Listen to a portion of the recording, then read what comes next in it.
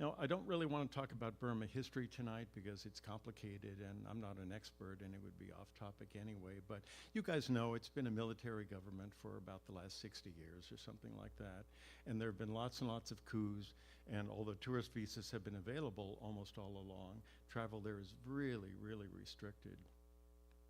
After the 1988 coup, Burma became Myanmar. That's when the name changed. And there was this group, this organization called the State Law and Order Restoration Council that was created, also known as SLORC. And SLORC always seemed a little bit funny to me because it reminds me of Smersh and Spectre, you know, these old supervillain organizations from the James Bond movies, if you're old enough to remember those. But anyway, things got tighter and tighter in the 80s and early 90s. You know, there was this crackdown taking effect. But at the same time, strangely, I noticed that it was possible to visit these new sort of exotic and distant locations there. I don't know why. Maybe with SLORC's stranglehold on the country, the authorities were just more comfortable letting foreigners ramble around. I'm not quite sure. But then in 1996, all of a sudden, it was Visit Myanmar Year was announced. That's what this postage stamp is showing you there. And then the rules opened up more. So in 1996, I noticed that for the first time ever, the Burmese embassy in Washington, D.C. actually began answering the phone. They'd never done that before. Previous to that, you could only get visas in neighboring countries. But even better, the visas were extended to 30 days. So now you could really do some serious traveling in that country. So anyway, I called them and spoke to them, and they faxed their visa application to me, if you remember fax machines. And when I got it, I noticed that there was like a little box at the top that said Overland Travel from China. And I thought, wow, that is really interesting, because I'd always been curious about the Burma Road and always wondered if maybe I could travel the Burma Road from between China and Burma. And it seemed like now maybe it was possible. So, of course, I checked the box and I sent away for my visa. But I knew that I couldn't just get the visa and stroll across the border. It wasn't going to be that simple. And I feel like I need to explain the legalities of that a little bit.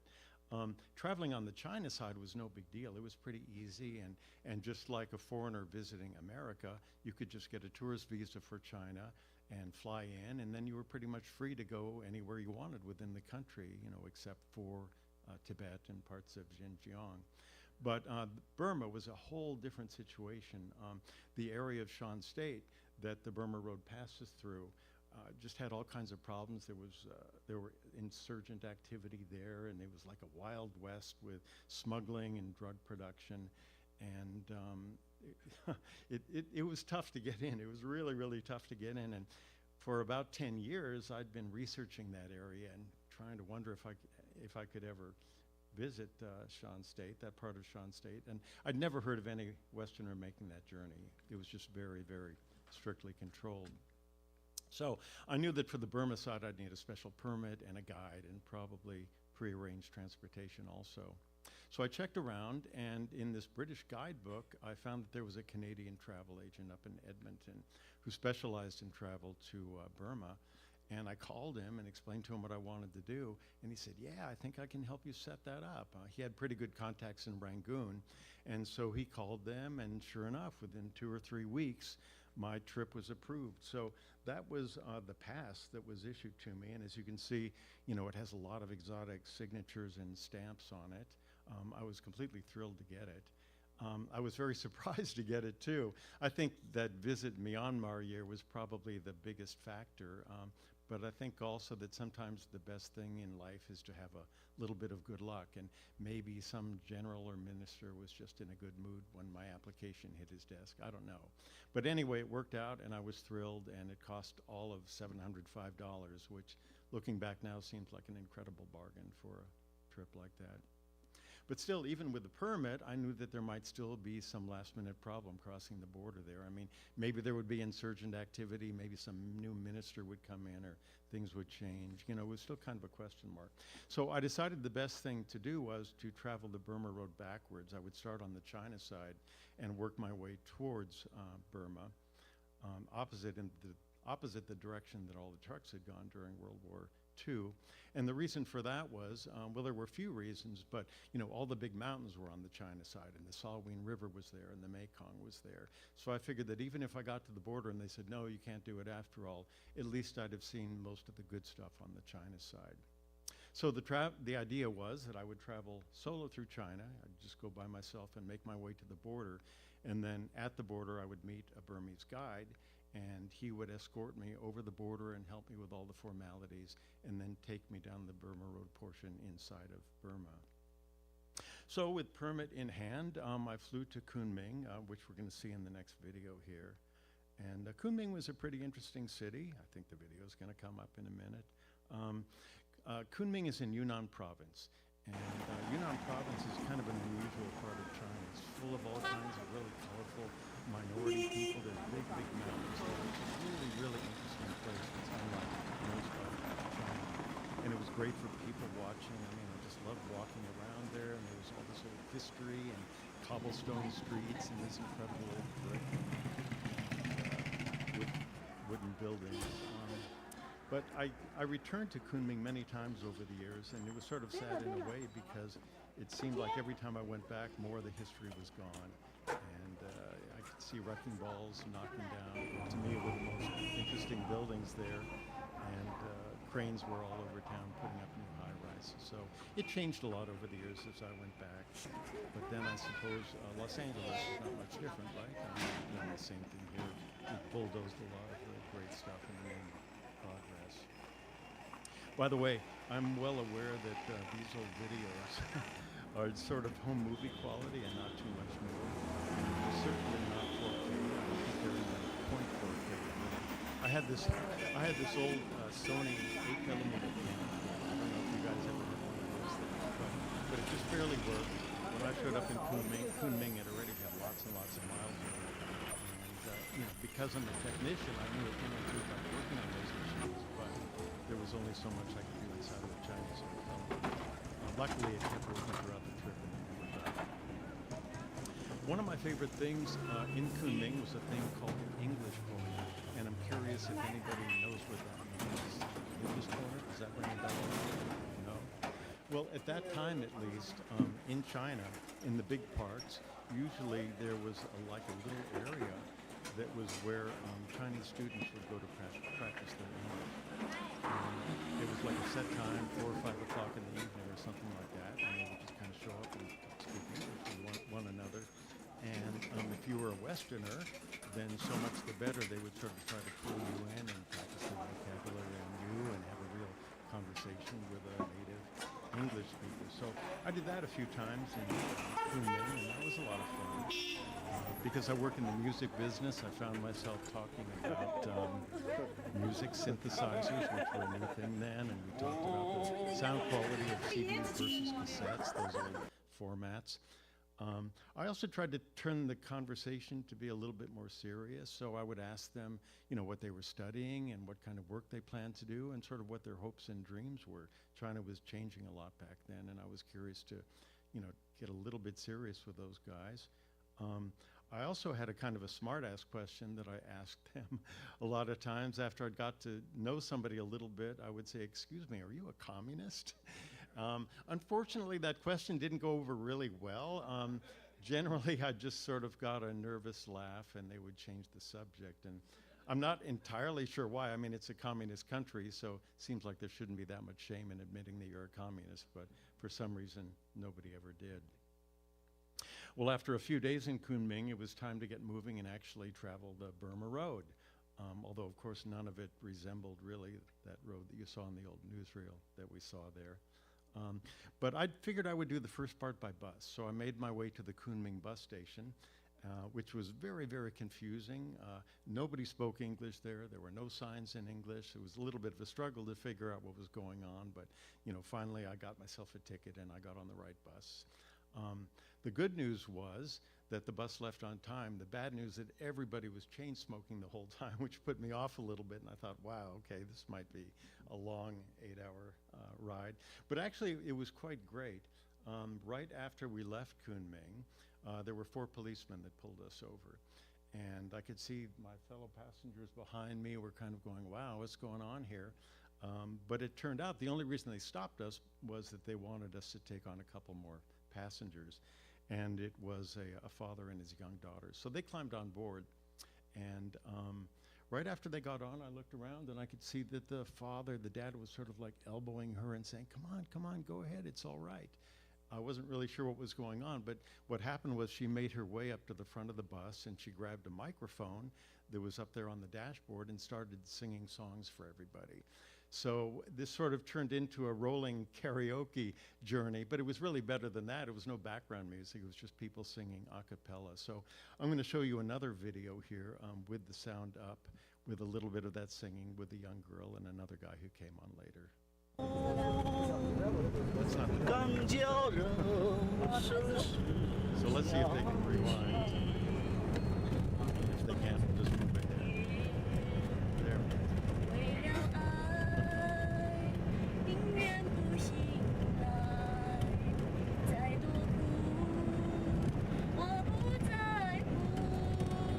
I think this must have been a fairly common thing back in China. It was quite charming. It kind of got my trip off.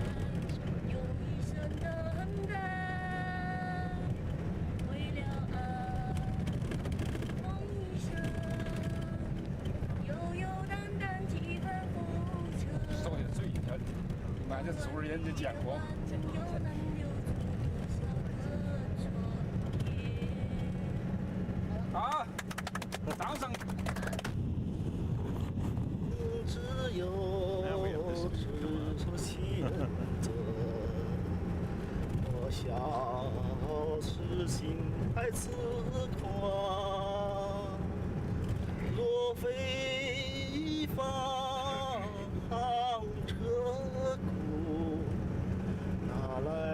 花不理想。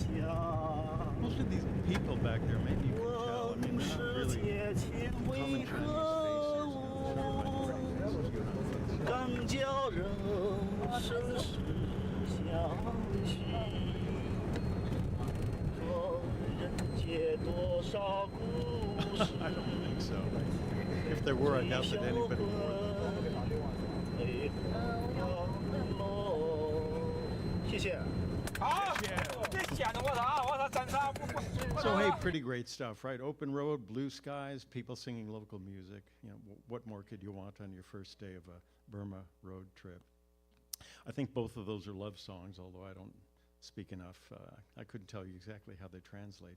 Now, of course, I was the only foreigner on the bus, so I was strongly encouraged to get up there and sing. Also, so I chose the song Cool Water, this old Marty Robbins song. Does that ring a bell with anybody? My voice is kind of froggy tonight, but it's like, the nights are cool and I'm a fool. Each star's a pool of water. Cool water. So I'm not much of a singer either, but anyway, got a lot of applause on the bus. Well, we headed outside of Kunming and finally started getting up in the hills. And the first big mountain there is called Emperor Table Mountain. So we're going up Emperor Table Mountain, and we came around a corner, and all of a sudden the bus screeched to a halt. And there was just a row of stopped cars in front of us, and I thought, wow, what the heck is going on here? Well, what was going on, this was my introduction to car accidents in China. And at least then, what would happen is if there was an accident on the road, everybody just had to stop and wait. And they were stopping and waiting for the police to come along and take down a full report. So even if nobody was hurt, even if it was just a little fender bender, everybody just had to stop and wait for the police to show up. So I just hopped out of the bus and walked up to the accident and checked it out and kept going. And an hour or so later, the bus reappeared and I climbed back on, and everybody thought that was very amusing. Well, that night I made it to Dali, which is about 150 miles, I guess, from Kunming, west of Kunming, and that was my first stop on the Burma Road. I'd read a lot about Dali and Lijiang. Maybe some of you guys have been there. No? Well, both of those places are really, really interesting. I was excited about historical old trading cities and dominated by all these minority and tribal populations. I'm very, very both Dali and Lijiang. Well, this really is an amazing town.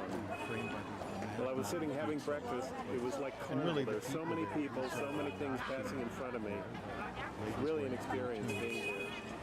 So it was really like a carnival. Amazing faces and surprises and everything that's I learned that today is market day. In both Dali and Lijiang So are that's why along it's so the busy trading here. routes between Tibet, I guess that's China, one day a week that Burma, happens. and Southeast Asia. So they're very historical. I read that Kubla Khan saw them about 800 years before 1904.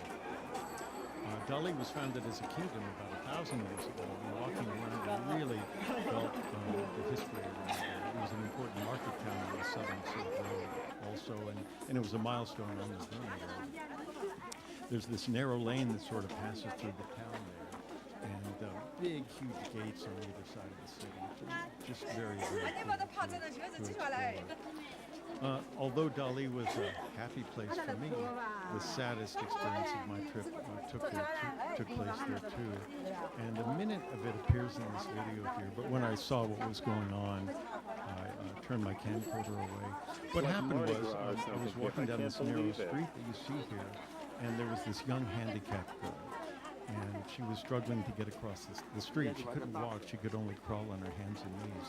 So she had just kind of let herself down from the curb and was starting across the road when this big, huge bus came along and stopped in front of her. So there's this big, massive bus, and she's sort of stuck in the middle of the road, and the engine is idling, and traffic started to pile up all around. And so this poor girl just had to struggle to turn around and make a U-turn and crawl back to the curb again. And for me, it was such a shocking sight. Nobody else in the area seemed to pay much attention to it, but wow, I'll never forget it. And I guess maybe the same thing could happen here in downtown Los Angeles at 5th and Main, but I don't think would happen in a small American town. The next town that I visited and the next clips that we see here are Lijiang. So Lijiang is not actually on the Burma Road. It's about 150 miles north of Dali, but it's another famous old city there that I really wanted to check out. Lijiang is cool and shady, and it's really close to the big mountains. And so when I was there in February, you could just see big snow-capped mountains in the distance. And it was really, really beautiful. Also, Lijiang is one of the oldest inhabited parts of China, and it's got this traditional local orchestra that plays there. It seems like most of the members of the orchestra in their 70s and 80s, but it's a very cool city to explore. Lijiang is populated by this wide variety of Tibeto-Burman hill people. Most of the groups are matriarchal there, and when you encounter women in Lijiang, it's pretty obvious that they're Lutherans. They're often more educated than the men, and they run the shops, and they make the financial decisions too. And these ladies can be surprisingly open and blunt, and they can startle you by making outrageous remarks and even dirty jokes.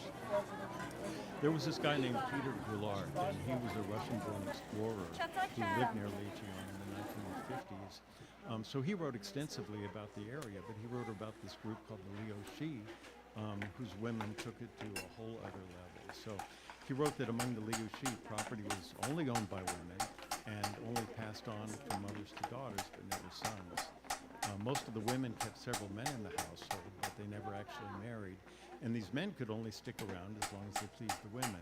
They were liable to get kicked out.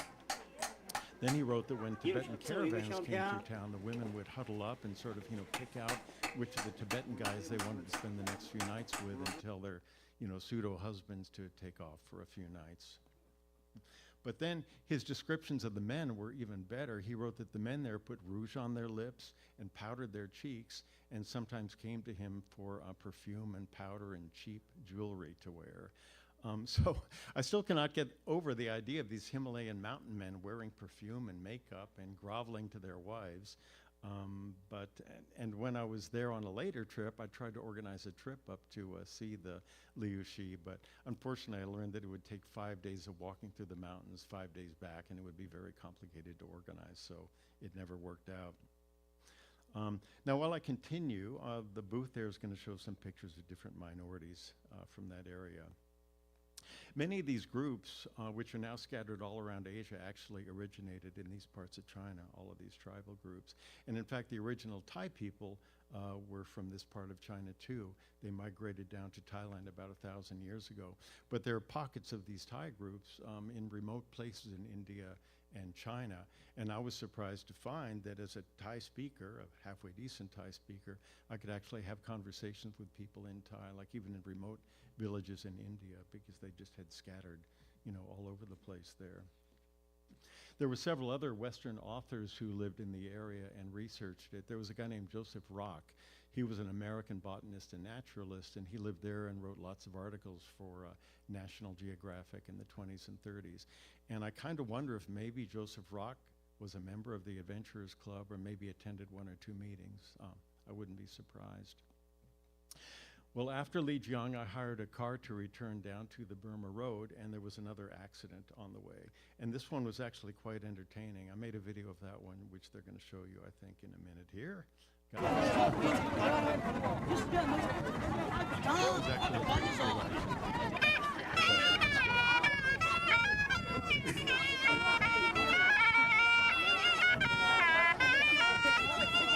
Not sure why this guy's playing music at the accident scene, but it's just another weird thing that I don't understand about China.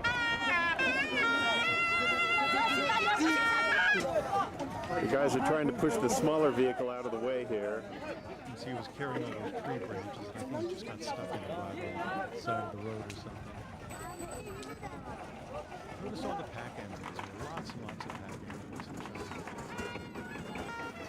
Some guys are setting off fireworks in the distance there. I can't tell if this is an accident or a celebration. This is really weird. In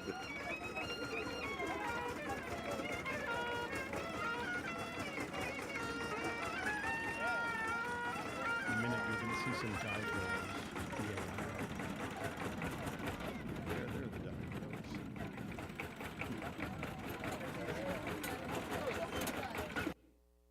So as you can see, that's a lot more fun than an accident on the 405. It was really quite entertaining. My next stop on the Burma Route was a city called Baoshan. And Baoshan was a very historical city. It's big and modern now, and it's not that interesting. But the thing that struck me about Baoshan that I'll never forget was the propaganda speeches in town. And maybe some of you guys who've been to Asia have found that in a lot of Asian cities, especially in the communist countries, there are loudspeakers or bullhorns up on the telephone poles. And then during the afternoon, you'll hear these propaganda broadcasts for periods of time. So they did that in Baoshan, which wasn't so unusual. But the unusual part was that they would play about 20 minutes of propaganda and then 20 minutes of Kenny G. And then they would go back to propaganda again. Very interesting programming. So, and this went on literally all day. I was in Baoshan for 3 days. So, you know, I was hearing a lot of propaganda and a lot of Kenny G. I still don't know quite what the reason for that was. And a few years ago, Kenny G was actually a client of mine, and I was wondering if I should mention it to him. I never quite did somehow. The city was kind of bland. I mean, Baoshan wasn't very interesting, and I didn't plan to stay long, but in the hotel there, I was wandering around in the lobby one morning, and there was like a tourist brochure in Chinese down there in the lobby, and it had a picture something like this, not this actual picture, but it showed this fantastic old bridge with these people walking across, and I thought, wow, what in the heck is that? I knew that it had to be the Mekong River because the Mekong was very close to Baoshan, but I didn't know anything about this bridge, but I was really intrigued. So I got the brochure, and I kind of marked this bridge with an arrow, and I found the receptionist downstairs, and I was trying to explain to her, hey, you know, can you help me find a car? I want to go to this place. Well, her reaction was to scream and run in the opposite direction, which has happened to me many times in Asia. I didn't take it personally, but anyway, I had my heart set on it. I wanted to go see this thing. So I walked down to the bus station with my brochure with the X next to the picture and started asking around, and sure enough, there were a bunch of taxi drivers that showed up, and they were going, oh, Jihong Cha, that's what they called it. So I pulled some money out of my pocket and was waving around 120 yuan, which is around $15, and was kind of going, Jihong Cha, like, yeah, can you take me?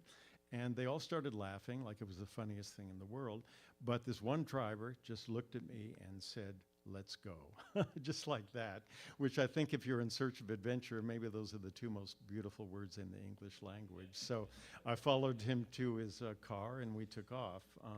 But In China, you don't just head for Jihangcha in a situation like that. First, you go to the family and let everybody know what's going on. You guys are going to have to take that back to the beginning there. So anyway, we went to his family's house, and it was full of people. There were a bunch of kids there, and the neighbors were there, and aunts and uncles. And Yang announced that we were going to go visit Jihangcha. Everybody was all excited about it, and the kids were just electrified. Even though they weren't going with us, you could just feel all this energy in the air. And I was getting all excited about it. But then Yang's father walked into the room, and when he got wind of what was going on, he was like going, no, no, no, you know, don't you dare do this. It's a terrible idea. The road is down. And he was complaining very loudly in Chinese, saying things I didn't understand. But fortunately, Yang just turned back to me and said, let's go. So we got back into the car and headed off. Well, as you can see, after a while there, the road got very narrow, and it was full of all these pack animals, and we couldn't really drive any further. So Yang parked the car, and we started walking. Now, of course, at this point, I had no idea how far the bridge was going to be, what I was going to see when we got there, or even where I would be sleeping that night. But I guess some of the best adventures start out that way, right? So we parked the car, and we started walking down, and we fell in with a bunch of locals there, walking through the mountains, walking down this trail right there. And then you'll see that something kind of So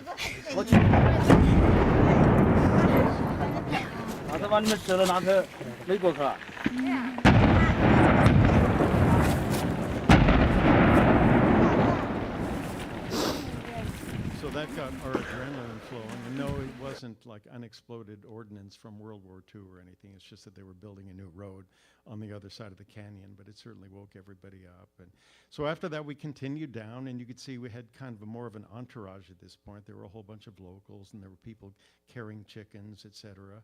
But we finally came around a corner, and I could actually see the river down there, so we were getting close. We got down to the shore, or close to the shore, and unfortunately, as you'll see, this was a school teacher who joined us too. He was a teacher at a local village, and he spoke English, unlike everybody else in the group, so he volunteered to come along and explain things to me a little bit. Well, there you can see the Mekong River, and you can see these kind of amazing switchbacks going down to it on the other side. So it was pretty exciting to see the river and know that I was getting closer to the bridge. But unfortunately, this is a story without a climax, because by the time I got there, there was no bridge. As you can see, there's no bridge across the river there. But we continued down anyway, and there was actually a lot to see anyhow. There are these big arches, which you'll see in a couple of minutes there. And there were these little ferry boats taking people across the river, and sort of a big tunnel just before the bridge with all these carvings on it. So it was still a pretty interesting spot, even though there was no Jihangcha to actually see there. It was getting late in the day, unfortunately. I think it was, probably 5 or 6 o'clock then, and it was getting kind of dark. The local guys asked me if I wanted to take that ferry ride across the river, and I sort of regret that I passed on that, but I was worried that it was getting late, and I still didn't know where I would be sleeping that night. I think this video got a little bit scrambled somehow, so I'll just move on. After we got back, I did some research on this bridge, and I learned that it was the earliest chain bridge in China, and it was the first bridge ever built across the Mekong River. It actually went back to 200 BC, and it was built as a narrow rope and bamboo bridge in the beginning, and then in 1475 it was rebuilt with these 18 massive iron chains. You saw one next to my foot there.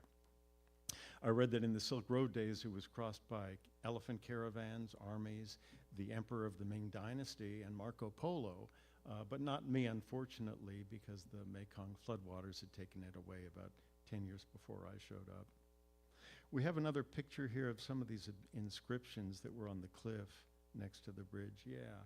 So a friend of mine translated some of that for me. Some of these say First Southwest Bridge, Southern Region Chain Bridge, Bridge to Connect Humanity, and 10,000-foot cliff, which is a bit of an exaggeration, but still it was pretty impressive to see. Well, we made it back to the car after dark and drove back to my hotel. On the way back, Young, the driver, sang beautiful songs all the way home. Very memorable. Well, the next morning I got up early to head for the Chinese border city of Ruili. This would be the last city that I'd be staying in China before crossing over to the Burma side. I knew that it was going to be a long, long day, so I wanted to have a private car again to take me to Ruili. Now, in the big Chinese hotels then, the way that things worked was there was usually a manager for each floor, and you didn't even get a key to the room. The manager would let you in and out of your room. So in Baosan, it was this young lady, and her name was Wan Yen. Wan Yen was very fluent in English, and she was really a character because she would just always let herself into my room. And, you know, she'd sort of walk in and say, do you need any help with the television? Or let me show you how to use the telephone. Or she would bring me tea and bring me snacks. And she was actually quite flirty with me and made me a little bit nervous. But she was always sort of very helpful and attentive to my needs. So when it was time to arrange the car to Ruili, I thought, well, maybe she could help me. And she did. So she said she'd go into town and find me a driver. So she did. She found a driver to take me to Ruili, but the thing was that he wanted a lot of money. He wanted 750 yuan, which was about $100 or so. It seemed a bit high to me at the time. So I said, well, maybe can you go talk to him and see if you can get the price down a little bit? So she did, and she came back to my room. She just let herself in the door with her big giant key ring and said, okay, he agrees to go for 600 yuan, but he had to think about it for a long time. When we said goodbye, Wan Yen totally surprised me. She did the sweetest thing. She gave me this little silver pendant as a goodbye present. And she'd been super helpful the whole time that I was there in the hotel. So I tried to tip her, but she refused the money. And she said to me, I helped you for friendship, not for money. And good luck with your journey. What a sweetheart. Well, west of Baoshan, the Salween River crossing is really dramatic. The Burma Road drops down 4,000 feet to meet the Salween River, and then goes up 4,500 feet on the other side. When we got down to the bottom there, I walked across because I just wanted to shoot photos and videos from the bridge. And as I was walking across it, a couple of Chinese policemen approached me and gave me a little bit of a lecture and said I had to put my camera away. They were friendly about it, but thinking about it now, I feel that if that happened today, it might be a very different story, and maybe I would have wound up in jail or something, with the political realities being so different now. Now, I wanted to shift gears for just a minute and talk about the map that I used, if you guys would bring that up. You know, of course, you couldn't just buy a Burma Road map at Barnes & Noble or anything like that. So I used ONC charts, and I'm sure some of you guys are familiar with ONC charts. They're aeronautical maps. And I used to use those a lot for traveling to remote places. So that's what I did on the Burma Road trip. I just took a piece of the Western China map and spliced it together with a piece of the Eastern Burma map, and that was my Burma Road map. I made all these little notations and things, and that worked out really well. I was always a little bit afraid that if I was pulled over by army or police, that that might look a little bit suspicious with all the military markings, but as it turned out, it was never really a problem. Also, now before moving on here, I want to mention that the food in Yunnan was absolutely incredible. I had so many good meals there. So I want to show you another video of our lunch stop on the way to Ruili, if you guys would cue that up. Yeah, that's it. So that's the Salween River, way, way down. This restaurant had a great view. Well, the video speaks for itself. This guy just pointed out to me that they have fish out here too, so I said, yeah, sure, why not? Sounds great. Ooh. Ooh. I still laugh every time I see that. That hurts. Guess it wasn't That so really funny hurts. for the fish, though. Anyway, it's definitely fresh. I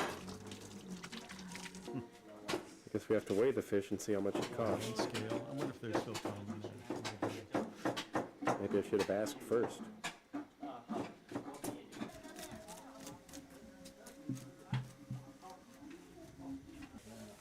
This meal is absolutely delicious. The fish is incredible. It's really good. Besides the fish, we have these stir-fried local mushrooms, which I haven't tried yet, but they look great. And bean sprouts over there. And then this one is kind of a Yunnan specialty. They're potatoes sort of sliced up like hash browns and fried in a chili sauce. I haven't tried it yet, but it looks good. And back on the Burma Road, under construction. Well, we got into Ruili that night. That was my last stop in China, right on the border there. And Ruili was unbelievable. I mean, we got into this little town, and it was just full of bright lights, and there were karaoke parlors and discos and nightclubs, and of course red light districts and everything else. I mean, it was like this happening little Las Vegas place in the middle of nowhere. It was like a spacecraft full of colored lights that just crashed in the middle of the jungle or something. It was amazing. I still don't know why there was so much action there in Ruili. It's not like there were people coming across the border from Burma to party or anything like that. I mean, this place was very, very remote, but Ruili was a happening place. Anyway, I had arrived exactly on time, on the right day and the right time to meet my Burmese guide there, and I was looking forward to crossing over with him. So I'm going to run another video, and we're going to meet Victor, my wonderful guide, who I saw. This is Uso Mint, who is my guide. Yeah. I got into Ruili at about 10 o'clock last night, and I was wandering around the marketplace, stayed in a hotel that was kind of bad and noisy. Yeah. And I got up this morning actually to find a different hotel because Yeah. I was planning on staying here one Yeah. more day. Yeah. So I got up to find another hotel, and I went around the corner, and you I saw said me. so. I said, lucky, you are lucky. Yes. I'm waiting for this one 2 hours ago. I'm waiting for you, and I'm coming here, tea shop, and I drink a tea, and I see you around. When it was the foreigners, some foreigners, who said, I'm waiting for you, sir.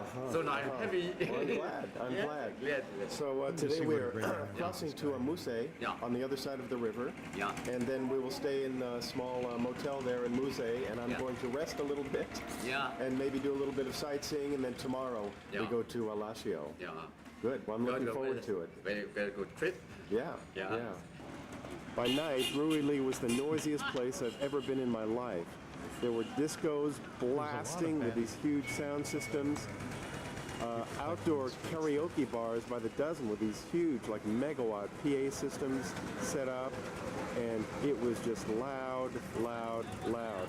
I had a miserable time in the hotel with this guy next to me making all these phone calls and shouting until 1 o'clock in the morning. I made a big stink about it, and finally they asked him to be quiet, and he kind of toned down, but then he started up at 7 o'clock in the morning. Meanwhile, doors were slamming in the hotel all night long, and people were shouting, and it was not a good night's sleep.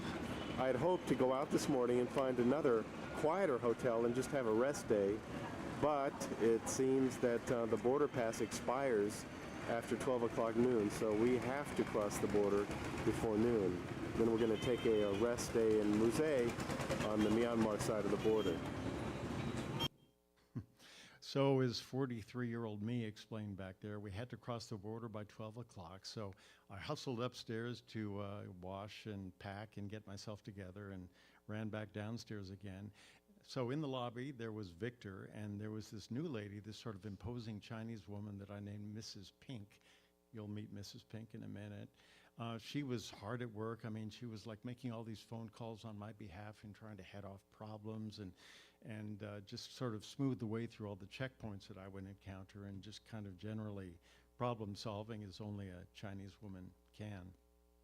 So with things apparently settled, Mrs. Pink steps out into the street, and she then proceeded to start counting this big stack of $100 bills, which was kind of a strange sight to see. I mean, I don't think I would have been flashing my money on a busy Chinese street like that, but she didn't seem to have any problem with it.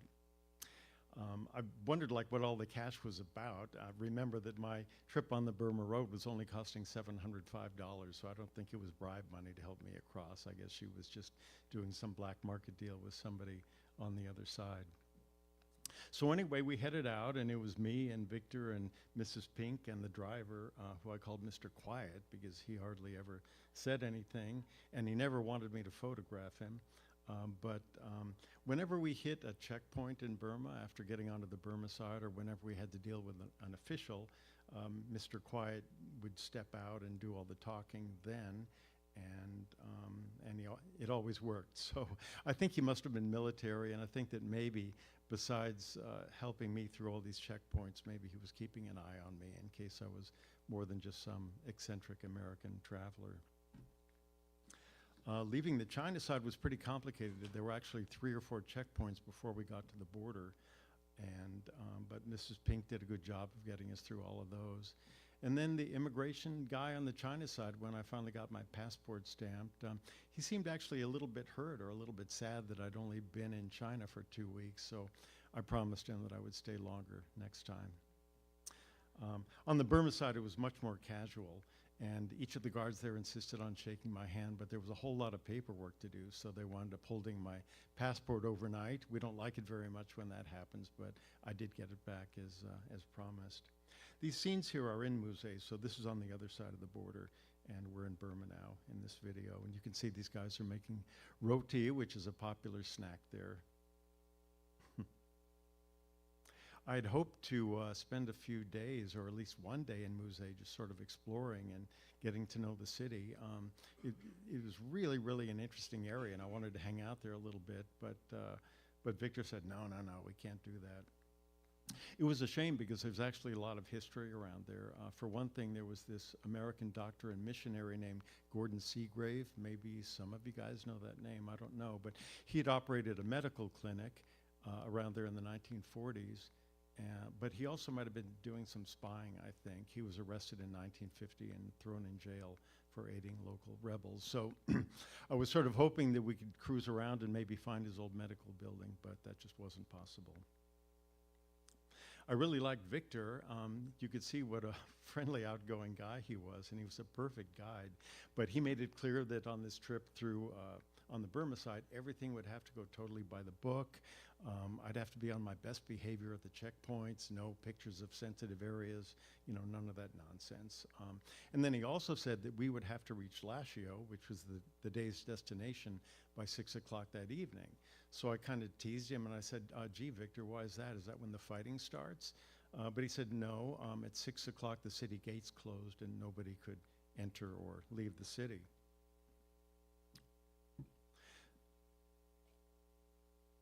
That part of Shan State was actually home to a lot of insurgent groups who were at war with each other and at war with the government. And I knew that robbery and kidnapping were a threat there. That stuff happened, and I'd heard stories about it. And then that area is actually quite close to the Golden Triangle, so there was a lot of drug production around there too. So I could understand why Victor wanted to play it straight and just head on down to Lashio. Well, just outside of Musée, we came to the town of Mong Yu, and that's the place where the Burma Road and the Lido roads met.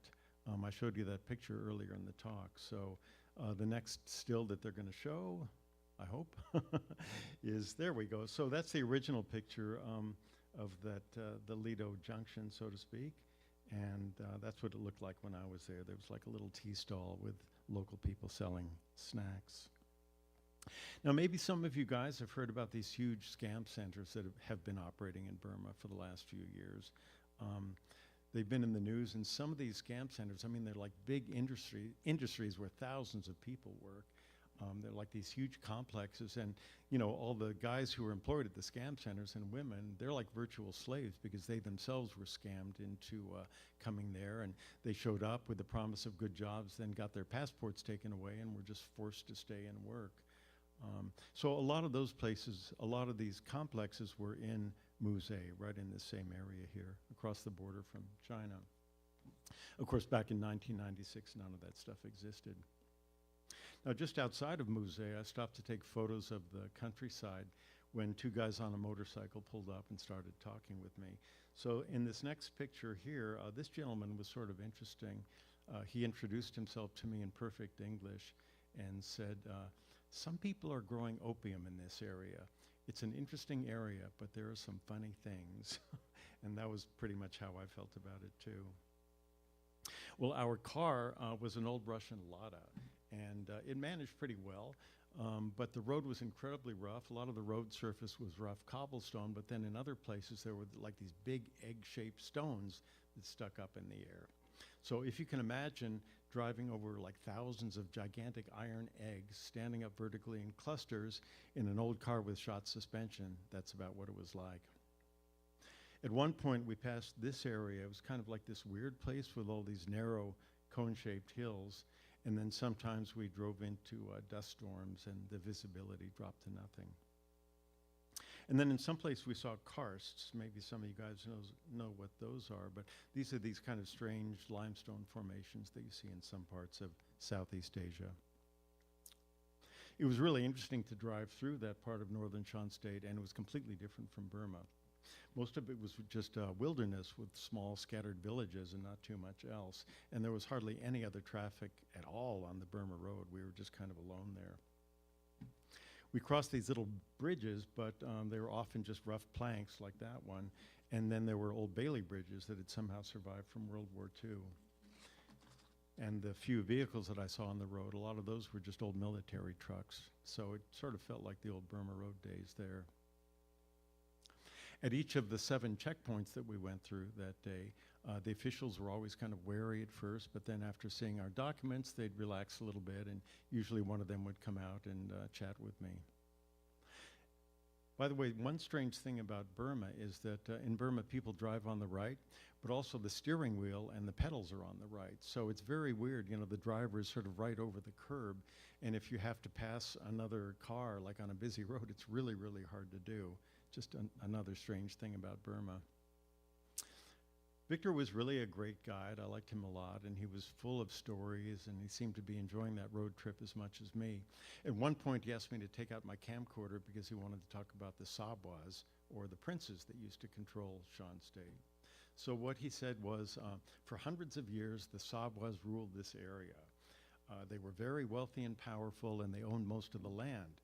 But when the revolution came in 1962, the new government was so powerful that they didn't need the Sabwas' power anymore. So the Sabwas gave their money and their land back to the government and became ordinary people. Well, that was quite a lot of euphemisms, and I really had to feel sorry for Victor at that moment. And about that era, 1962, I can only say use your imagination, or maybe ask me about it after the show.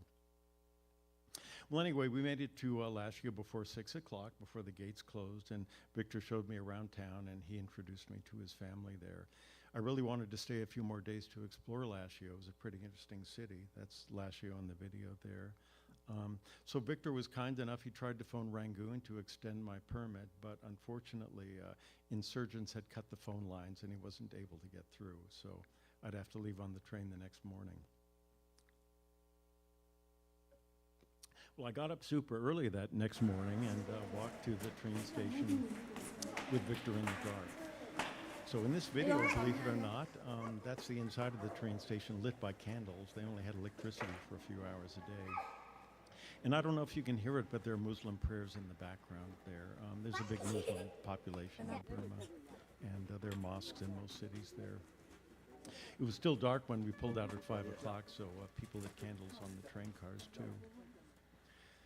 I had to say goodbye to Victor, unfortunately. And, I was really sad to him. He was such a great guy. There was a new guy that showed up, a new guy that joined me on the train who was much less charming, and he accompanied me in the rest of the train trip there.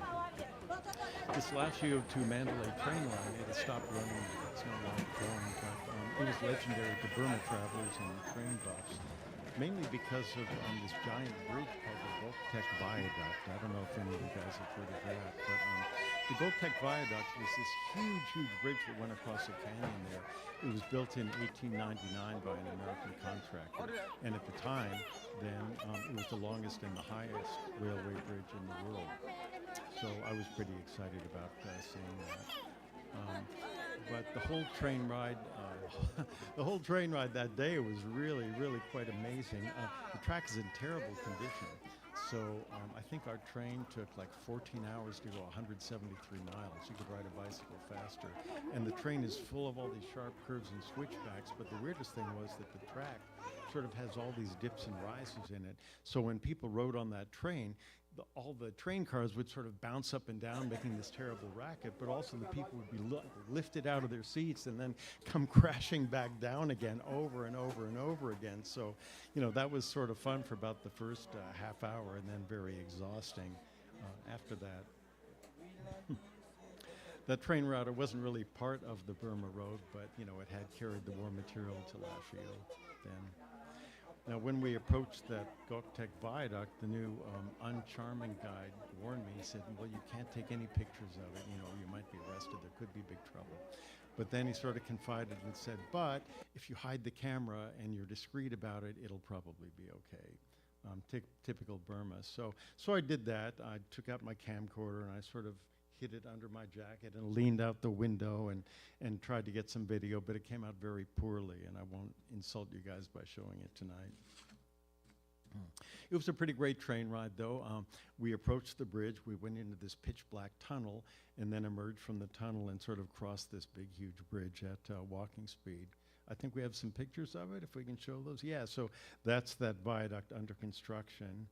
And there's another one that shows it. This was in 1899.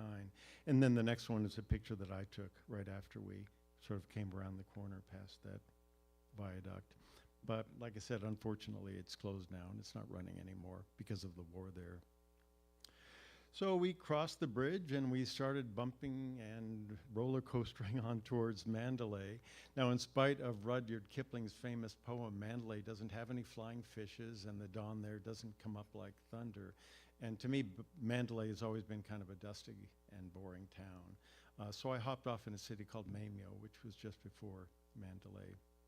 Mamio was one of these so-called British hill stations, so it was a holiday place for Brits back in the old days, and it's a really charming old city, actually. It's in the foothills, and it has very cool weather, and it's got all these sort of colonial-style English houses there. So I picked out this one, and I stayed there for about a week, and these very fine people on the right in the other picture took care of me, and I just rested from my Burma Road trip and wrote about it. It wasn't quite the end of my trip, though. Before going home, I went to the area of Loikaw, which is where the Longneck tribes live.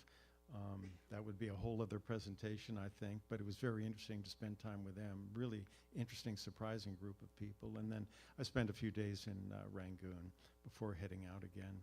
But that was basically the end of my Burma Road trip, so I guess we're at the end of my talk, too. I hope you guys enjoyed it, and thank you very much for coming tonight. But before we get to the question and answer period, I would like to turn it around and ask you guys a question. I'm just curious, with all the world travelers here and you guys having had so many adventures over the years, if anybody here has ever saved somebody's life while traveling on the road. Are you raising your hand, Phoebe? Yes? Wow, okay. How many other hands? I'd like to count. A lot. 1, 2, 3, 4, 5. That's amazing. Do we have time to hear a couple of these stories? Yes. Yes? Okay. Hands up. Let's hear how you saved someone's life. Daniel. I was on a transatlantic flight and there wasn't a doctor on board, and someone had passed out and needed medical attention on the flight, and I had a chance to kind of stabilize him until we could land in LA. Wow. Yeah. One or two more? So I actually lived in Peru for a couple of years. I was down there as a missionary at one time, and I was sitting in somebody's house, and they came running in and said, "Boy, there's somebody is injured." So underneath the sidewalks, there was like a kind of a little river, underneath the sidewalk, and there was a section of the sidewalk that was missing. The kid had fallen in there and gotten, and they pulled him out maybe a block or two later, and he was not breathing. So all these people were screaming and hollering at him. And so I went over there, and they were doing everything but the right stuff. So I flipped him over and started CPR. And he started breathing and coughing and stuff. And right then the ambulance came and took him off and Wow. brought him back. One more?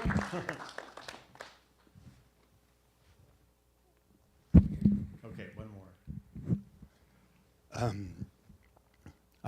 I think I was 28 at that time, and I was living in the Middle East where I was working for different television companies, and I had a good friend who visited me, and we went to visit a village, and we were standing out in the field, and I heard like a very low thud and an echo, and I kind of knew that sound, but I was also like actually like in a very good mood, and I didn't really like want to think about it too much.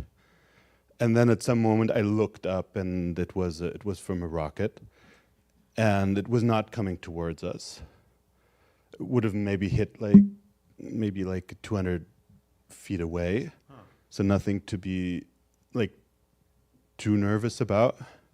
And then a piece of the tail broke off, or something happened, and it started to spiral in our direction. So we just ran, and my friend was in flip-flops, and it was a freshly harvested field. So I just gunned him to run. He lost his flip-flops in a second, so I just gunned him down, walking over the field. So it must have like terribly hurt him. Wow. But we didn't need to get away much because the explosives was very low. So we just maybe ran 20, 30 feet, and that was enough. And we just lay on the ground. And then the explosion happened. Wow. Well, I'm surprised by how many people raised their hands. I expected maybe there would be one or two. I had that experience once. I'm not going to get into it now. And I have a good friend in Chiang Mai who saved the lives of two girls in Guatemala a long time ago. But interesting to me that so many other people have had that experience. Okay, well, I'm done asking questions of you guys. If you have any questions for me, I'll be glad to answer them. I was a young kid, so I'm not sure of the geography, but I lost an uncle who was a pilot flying over the hump. Did the hump parallel the Burma Road, or where was it located? Yeah, Did I it? think most of those flights flew from Impal or Lido in India to Kunming. And, you know, the hump flights were sort of a response to Japan invading Burma and forcing the Burma Road closed. So when that happened in 1942, the hump flights sort of took their place. But those flights were very, very dangerous over the high mountains. And as you know, a lot of those planes were lost. And so I think that went on for about 3 years until the Allies retook Burma, and then the road was reopened for a little while. Yes, sir. Can Westerners do any part or all of the Burma Road today? On the China side, I don't see why not. Okay, I'm sure you but can. not I on mean, the maybe Burma. it's a little bit more restricted there, but I think basically that whole China side is open, and it would be no problem. But on the Burma side, it's a war zone now, and it's really, really bad.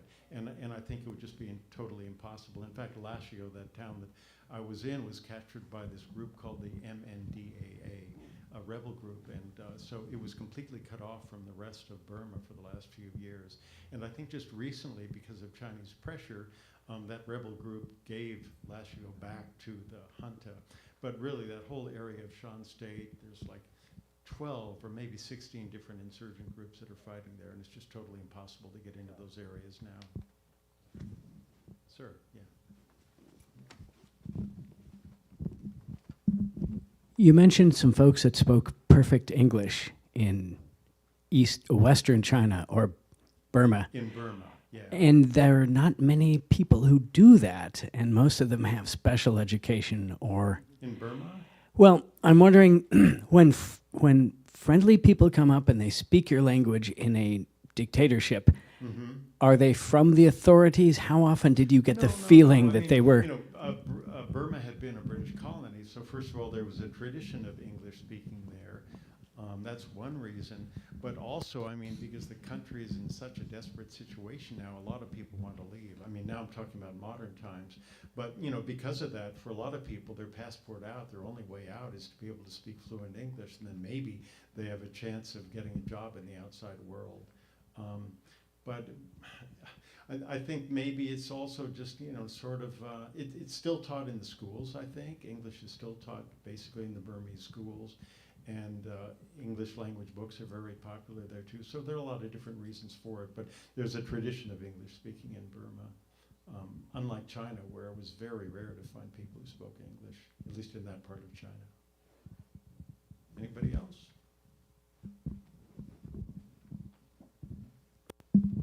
Being around Chiang Mai right now actively, there's a lot of cairn and stuff in the mountains. That's right. and stuff still, and that's that seems like a really active area still. That whole border area along that area of Thailand, and so are you seeing anything with the current conflict as far as refugees leaving right now, or any change in the area?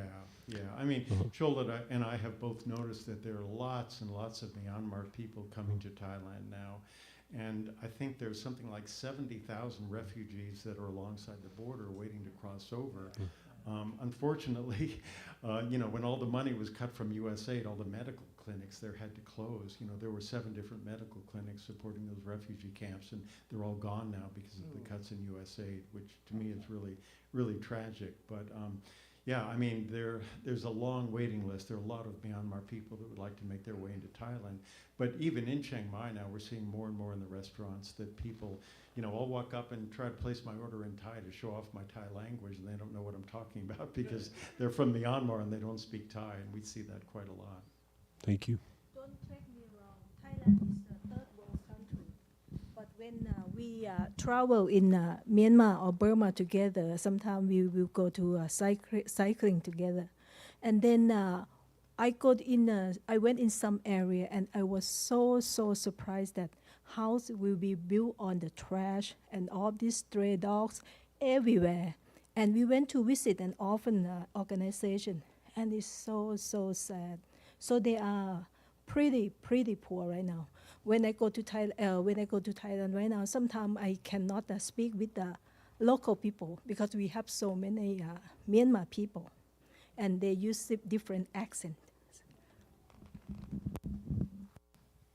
Okay, wrap that up. All right. Thanks.